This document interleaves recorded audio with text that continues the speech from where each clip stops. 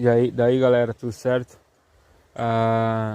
Queria mostrar pra vocês qual tipo de fogueira de São João que vocês preferem.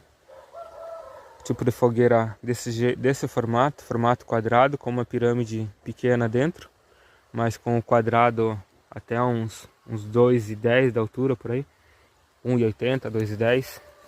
Vai ficar esse formato quadrado, só que claro, mais bem feito, né? Que vai ter mais lenha. Por enquanto é só o exemplo do formato que eu tô mostrando pra vocês. Ou esse formato, ó. Esse formato de lenha de São João, ó. Mais alto que isso não tem como fazer, né?